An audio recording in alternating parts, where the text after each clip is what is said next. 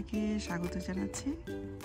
তো আজকে আপনাদের সাথে শেয়ার করব আমার একটি আপেল গাছের আত্মকাহিনী। তো এই আপেল গাছটি একটি ফলন্ত গাছ ছিল এবং প্রচুর আপেলও ধরেছে। কোনো এক বছর ঝড়ে, ভীষণ ঝড়ে সমস্ত গাছটি ভেঙে যায়। তারপর থেকে গাছটিতে গত 6 বছর যাবৎ এই যে দেখুন অনেক ব্রাঞ্চ নিয়ে এটা উঠেছে, কোনো ফল ধরেনি। তো চেয়েছিলাম একটি ব্রাঞ্চ রাখার জন্য, তো আমার হাজব্যান্ড সবগুলোই রেখে দিল। তো প্রতি বছরই এটাকে চেক করি কোনো ফুল আসে না। এই বছর বেশ কয়েকটা ফুল ধরেছিল এই যে ভিতরের দিকে, কিন্তু সেগুলো টিকেনি। তো গত 2-3 দিন আগে আমার হাজব্যান্ড, এটা হচ্ছে আমাদের পার্কিং আর কি, এখানে এদিকেই তো আমাদের আসতে হয়। এত যে এভরিডে আমি এটাকে চেক দিই যে এটাতে কোনো কিছু আছে কি না দেখি। তো 3-4 দিন আগে ভাবছি যে এটাকে কেটে ফেলবো, গাছটা হয়তো একটা ব্রাঞ্চ রাখবো। এটা বলে বিকেলে পানি দেওয়া শেষ হয়েছে। সকালবেলা আমি নিউজ পেলাম যে আমার জবে আমার হাজব্যান্ড একটা মেসেজ পাঠালো যে তোমার গাছে আপেল ধরেছে। এই যে দেখুন সেই আপেলটি এমনই জায়গাতে ধরেছে, এই যে একদম মধ্যমণি হয়ে বসে আছে, অথচ আমরা দেখিনি। আমরা এভরিডে এখান দিয়ে আসা যাওয়া করি। তো এটা গ্রিন আপেল গাছ, কিন্তু এখন দেখি যে লালচে ভাব, ঠিকই পেকেই কালার ধারণ করলো। একদম গ্রিন ছিল পাতার রঙের, তো এটা দেখছি যে পিঙ্ক কালার। তো এই গাছ নিয়ে খুবই বাসাতে মনে হয় তো ঈদ লেগেছে এরকম অবস্থা। একে তো পেয়ারা গাছে ফুল এসেছে, বীজ থেকে করা পেয়ারা গাছে, আবার আসলো আপেল গাছের আপেল। এই সময়তে আপেল দেখা মেলা তো বড় দায়। সিজন কিন্তু শেষ। এই আপেল কিভাবে এখানে হলো, আমার তো মনে হয় যে কেউ বসিয়ে দিয়েছে। আমি এভরিডেই বলি এটা কেটে ফেলবো। একদম ডিসিশন নিয়েই ফেলেছি যে আমি গাছটি কেটে ফেলবো, অথচ এখন লাস্টে এসে দেখা দিল যে গাছে আপেল আছে। তো গাছ আর কাটা হবে না, এইভাবেই রাখবো, হয়তো ছেটে দিব আর কি। চেয়েছিলাম হয়তো যদিও রাখি একটা ডালা রাখবো, সব এখানে 4টা ব্রাঞ্চ হয়েছে নিচ থেকেই। তো এটা ফলন্ত গাছ ছিল, বেশ ভালো আপেল ধরেছিল গাছটিতে। এমন ঝড় আসছে একদম গাছ গোড়া থেকে ভেঙে যায়। তো এখন তো কি বলবো, ঈদ লেগেছে বাসায় পেয়ারা গাছে ফুল দেখে। বাগানীদের এমনটাই হয়, যাদের আমরা একটা কিছু লাগাই, নিজেরা গড়ে তুলি, এটা যদি আবার ফলন আসে এত আনন্দিত হই। সেটা যারা বাগান করে তারাই বুঝে। মনে হয় যে একটা বাড়িতে বাচ্চা হয়েছে, বাচ্চা হলে যেমন মানুষ আনন্দ হয়ে যায়, গাছপালাতে ফুল ফল আসলে কিন্তু ঠিক তেমনটাই লাগে। কত সুন্দর, মাশাআল্লাহ, আল্লাহুম্মা বারিক। গাছটিতে নিশ্চয়ই আগামী বছর অনেক আপেল ধরবে, সেই আশাই রইলাম। তো আমার পেয়ারা গাছে ফুল এসেছে, সেটাও আমি খুবই এক্সাইটেড সেটা নিয়ে। তো মাশাআল্লাহ, আলহামদুলিল্লাহ। বীজ থেকে করা গাছে যে ফুল আসবে আমি ভাবতে পারি না। এত অনেক দিন যাবৎ দেখতে দেখা গেল যে ওই গাছেও ফুল চলে আসছে।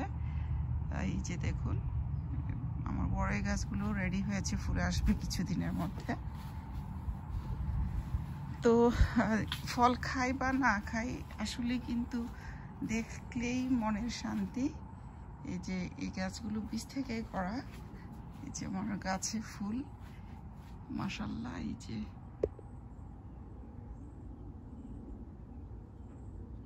দেখতে পাচ্ছেন ফুল এসেছে।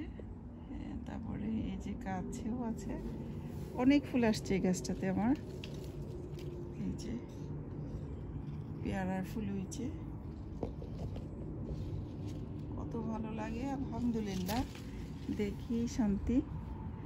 আমার হাজব্যান্ড তো বলে যে দেখি শান্তি, খাই বা না খাই পাতা দেখলেও নাকি লক্ষ টাকার লাভ হয় তার, এর জন্য কাটতে দেয় না ডালপালা।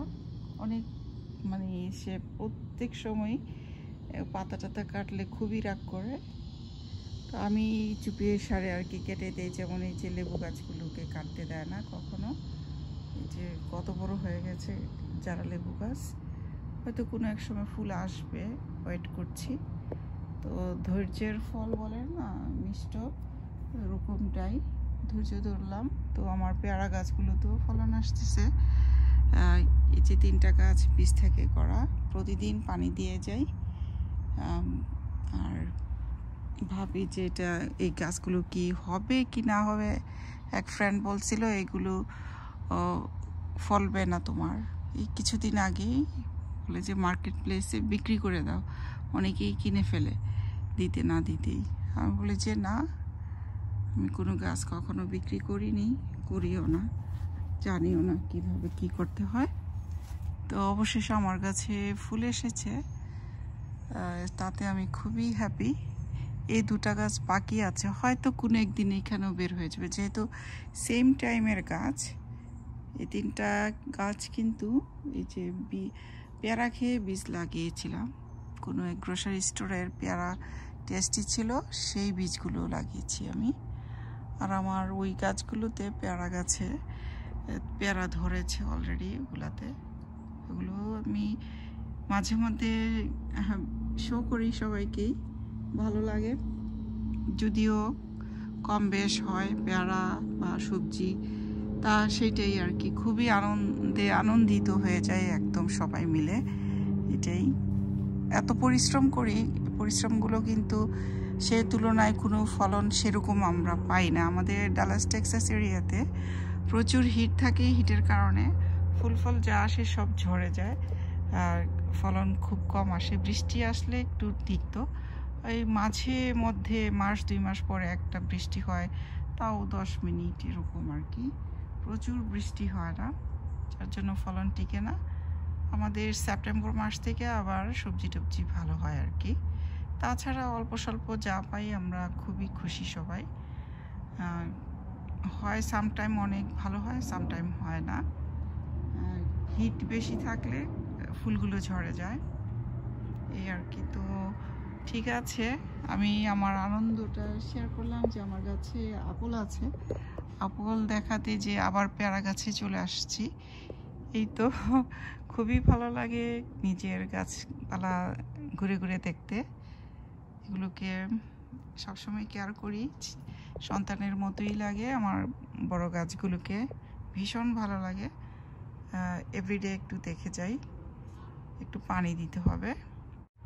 প্রিয় বন্ধুরা, আমার আপেল এবং পেয়ারা গাছের নিয়ে সমাচার শেষ হলো আজকের মতো।